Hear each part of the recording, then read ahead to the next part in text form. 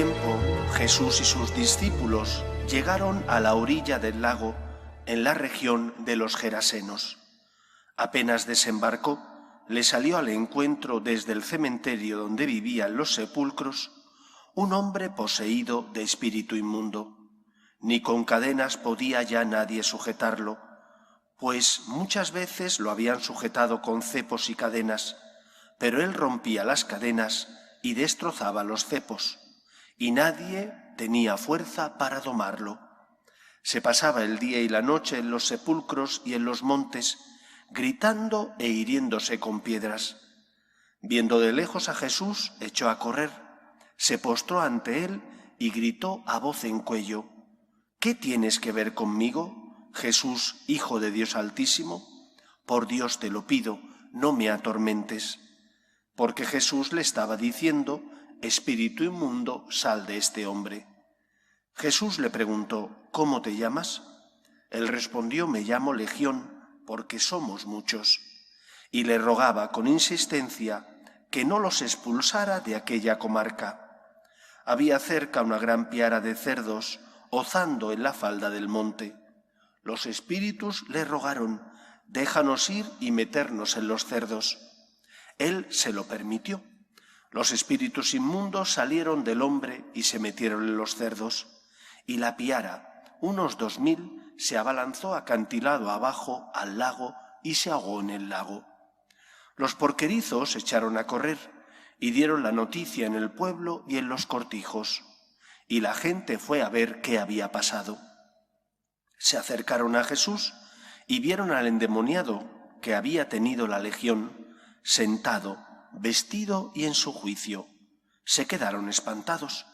Los que lo habían visto les contaron lo que había pasado al endemoniado y a los cerdos. Ellos le rogaban que se marchase de su país. Mientras se embarcaba, el endemoniado le pidió que lo admitiese en su compañía, pero no se lo permitió, sino que le dijo: vete a casa con los tuyos y anúnciales lo que el Señor ha hecho contigo por su misericordia. El hombre se marchó y empezó a proclamar por la Decápolis lo que Jesús había hecho con él. Todos se admiraban. Palabra del Señor. Dios quiere que todos los hombres se salven. La Iglesia, desde el inicio de su vida, porque así Cristo lo quiso, la Iglesia es evangelizadora. Tiene como misión llevar la buena noticia a todos los hombres. En el Evangelio que acabáis de escuchar, Jesús sobrepasa los límites del país de Israel, sale de la tierra prometida para entrar en otro país limítrofe con el de Israel y predicar allí también la conversión y por lo tanto la salvación. Por eso, esa es la primera lección que nos enseña este Evangelio. La Iglesia no es una reunión de perfectos, de puros. La Iglesia es la llamada de Dios a la conversión a todos los pueblos. La Iglesia tiene como finalidad llevar la verdad y el amor de Dios al corazón de todos los hombres. Y por lo tanto, en ella cabemos todos, de un signo político y del otro, de un país y de otro, porque lo que nos convoca es el amor de Dios.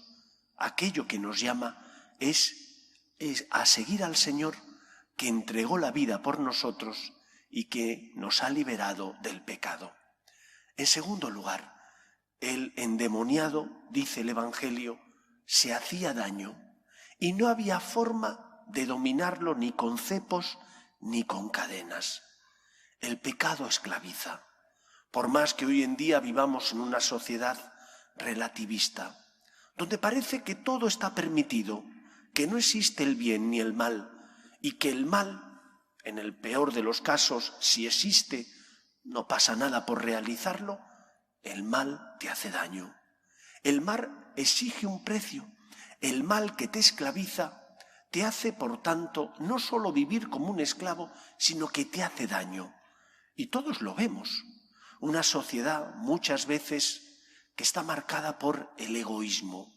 Es una sociedad que va a la deriva, una sociedad que aprueba leyes que van en contra de la dignidad de la persona, como son las leyes a favor del aborto, de la experimentación en embriones, de la eutanasia, leyes que van en contra del derecho de los padres a educar a sus hijos en sus convicciones.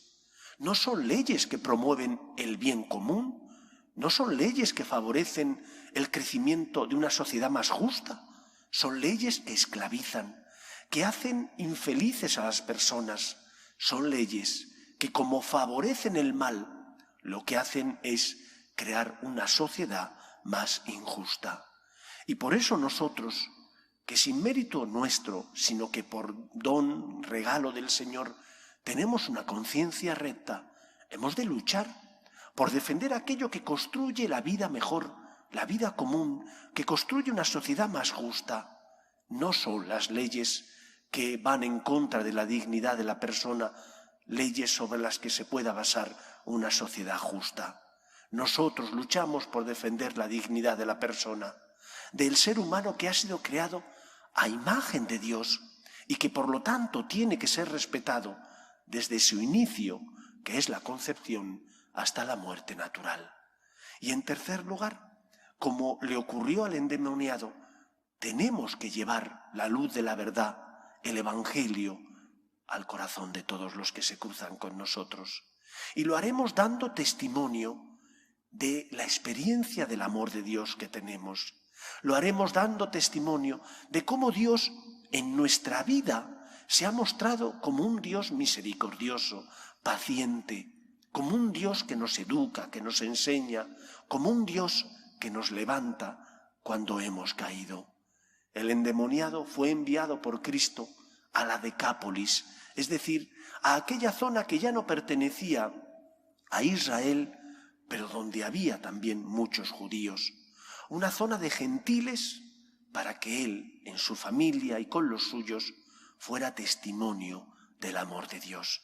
Preguntémonos nosotros, y yo que vivo también rodeado de personas que no tienen fe. En España la práctica religiosa cada vez es más marginal, es más pequeña. Cada vez hay menos personas que vienen a misa. Todos tenemos familiares, amigos, casi que seguro que la mayor parte, que ya no profesan la fe católica, que se sienten católicos de tradición, pero que no van a misa los domingos y que por lo tanto, aunque se sientan católicos, no practican. Y es ahí donde nosotros tenemos que ser luz. Es ahí donde nosotros, expresando nuestra experiencia del amor de Dios, expresando nuestra alegría, nuestro agradecimiento al Señor porque Él nos ha salvado, será donde seremos luz, donde daremos testimonio, donde ayudaremos a otros a encontrarse con Cristo, el Salvador de todos los hombres. Dios quiere que todos los hombres se salven y conozcan su amor. Nosotros podemos ser instrumento de Dios, sobre todo si proclamamos, siendo testigos del amor de Dios, esa experiencia que tenemos. No estamos solos, Dios nos ama, nosotros lo hemos experimentado y lo experimentamos todos los días de nuestra vida. Que el Señor pueda contar con nuestro testimonio para, como miembros vivos del cuerpo místico de Cristo, colaborar con Él en la obra de la salvación. Nos ponemos en pie.